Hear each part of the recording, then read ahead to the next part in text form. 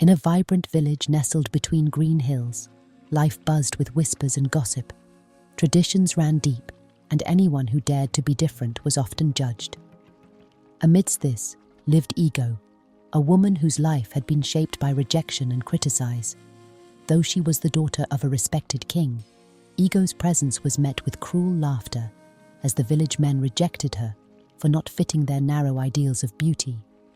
But from this pain, a powerful story of courage and love emerged. In time, Ego would find a love that saw her for who she truly was, defying the village's inequalities and forever changing her life and the lives of those around her. Ego, despite her royal lineage, faced a world of harsh judgment. Born into a life of privilege, she was expected to represent grace and beauty, but the villagers saw only flaws. They whispered behind her back, calling her clumsy, awkward, and unworthy of the attention of the village men. Their ridicule cut deeper than any physical wound, shaping Ego into a woman who doubted her own worth. She spent much of her time in isolation, away from the cruel laughter and disrespectful ignores. When she did venture out, the heavy weight of judgment followed her like a shadow. Her father, the king, loved her deeply, but couldn't protect her from the world's harshness. Her mother too tried to shield her, but the pressure of societal expectations weighed heavily on their shoulders. Ego often wondered what it would be like to be seen for who she truly was, beyond the royal title, beyond the expectations placed upon her. She longed for a love that would accept her, not for her beauty or status, but for the person she was inside. But with each rejection, that hope seemed to slip further away. Her confidence shattered by years of judgment, Ego resigned herself to a life where her worth would never be fully recognized. She felt invisible, trapped in a world that defined her by the opinions of others. Yet deep down, a spark of hope flickered. Somewhere in the world, she believed, there had to be someone who would see her for who she truly was. Despite the village's rejection, Ego held a secret, a talent that brought her immense joy. While others teased her, she found comfort in dancing. Alone in the quiet of the woods, away from judgmental eyes, Ego let the rhythm of the music guide her movements. In those moments, she felt truly free, her body flowing with grace and joy, shedding the weight of the world's expectations. Dancing was her escape, her quiet rebellion against the limits others imposed on her. It wasn't just about movement, it was about expression, the purest form of herself, untainted by the world's harsh judgments. When she danced, she wasn't the awkward, unloved princess. She was a woman in control of her own body, in tune with her heart. Yet Ego kept this talent hidden. She feared that if others knew, they would find new ways to criticize her, turning her joy into another point of laughter. But in the privacy of her solitude, dance became her refuge, a way to remind herself of her worth, her strength, and the beauty she carried inside, unseen by those who failed to look beyond their prejudices. During the village's vibrant annual festival, Ego sought a quiet corner, eager to escape the lively crowd. The music pulsed through the air, but she preferred to dance alone, away from mocking eyes. Lost in the rhythm, she moved freely, embracing the music that filled her heart. Suddenly, a drumbeat echoed, growing louder, interrupting her peaceful solitude. Startled, Ego froze and turned to see a man standing nearby, smiling and holding a drum. "Why did you stop dancing?" he asked, his voice gentle. "I did not see the dancer like you ever." Embarrassed and defensive, Ego tried to flee, but the man quickly followed, his expression apologetic. "Wait, I didn't mean to scare you," he said, lowering the drum. "I don't need anyone mocking me," Ego snapped, her heart heavy with past judgments. The man's confusion was evident. "Mock you? I wasn't mocking you. I heard your dancing and wanted to join in with my drum." Ego, still wary, noticed his unusual attire. "You're not from here," she observed. He smiled, his eyes warm. "I'm from a neighboring village. My name is Arin."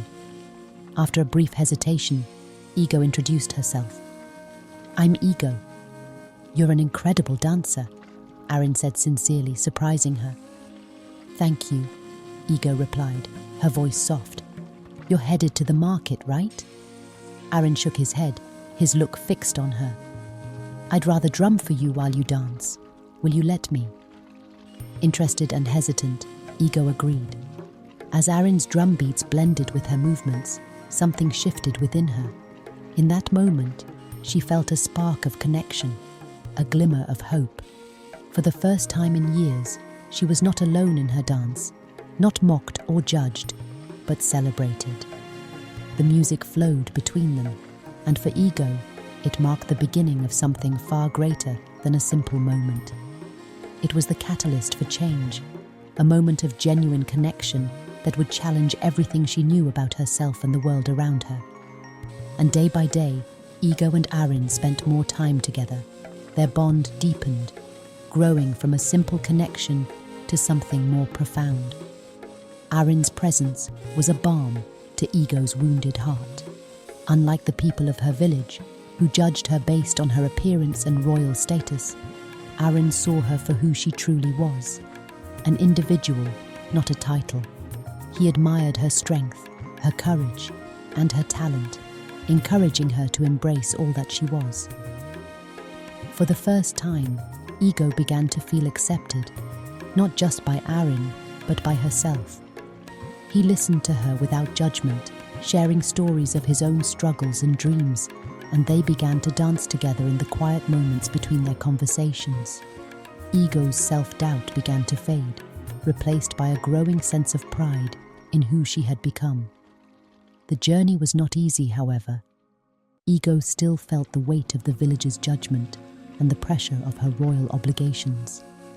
The gossip behind her back, the whispers of disapproval, the looks of neglect from those who had once respected her for her royal blood. All of it worried at her. Yet with Arin by her side, she found the strength to challenge these thoughts. She no longer danced in secrecy, afraid of ridicule. Instead, she began to share her passion openly, allowing herself to be free, to express herself without fear. After meeting with Arin, the Ego got the confidence in her personality. Over time, Ego's transformation became evident to those around her. Her confidence grew, and with it, a quiet but undeniable strength. Arin's unwavering support gave her the courage to stand tall, to reclaim her identity, and refuse to conform to others' expectations. Yet, the road to acceptance was not without its struggles. There were moments of doubt, when the whispers from the village and her own insecurities threatened to undo the progress she had made. But with every dance, every moment spent with Arin, Ego's resolve strengthened. She realized that acceptance didn't mean approval from everyone. It meant embracing herself for who she was, flaws and all. Slowly, she learned to silence the voices of judgment and listen to her own heart. In Arin, Ego found a love that went beyond surface appearances, a love that saw her true worth. Together, they danced through the obstacles that life threw their way, both learning the power of acceptance, not just from others, but from within themselves. And in doing so, they began to reshape not only their futures, but the very world around them. As Ego's relationship with Arin deepened, the weight of tradition showed over her. Though their love was blossoming, Ego's parents had already arranged a marriage for her, a union to preserve their royal legacy. The princess had long accepted this future, but now, with Arin by her side, she could no longer ignore the ache in her heart. One evening, her mother quietly reminded her of the duty she owed to their family's status.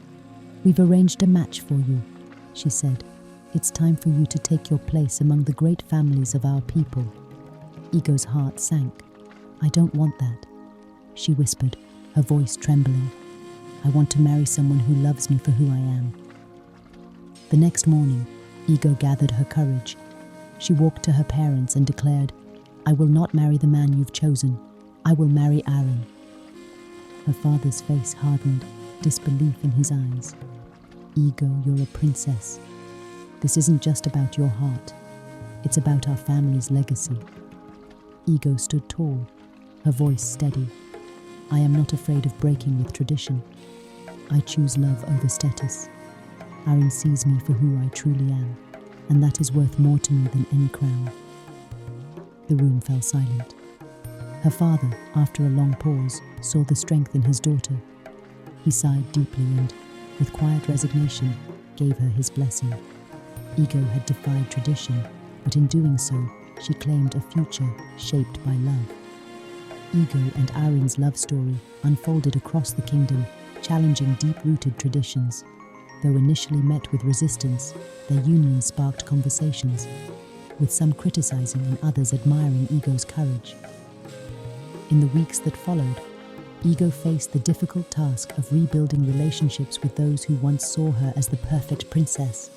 While navigating the new pressures of royal duty, her family, though hesitant, saw the joy and strength in Ego's eyes when she was with Arryn. Over time, the respect for her decision grew. The kingdom's advisors, witnessing Ego's transformation and newfound purpose, began to shift their views as well. Slowly, the winds of change began to blow. When Ego and Arryn officially announced their union, there was a mix of uncertainty and curiosity in the crowd. But as Ego spoke, not just as a princess, but as a woman who had chosen love over tradition, the people's hearts began to change. The kingdom, once defined by rigid customs, started to embrace love, choice, and authenticity. Under Ego's leadership, the kingdom flourished. Her bond with Arryn deepened, and together, they created a legacy of acceptance and love. Ego's defiance of tradition became the foundation of a new, brighter future for her kingdom.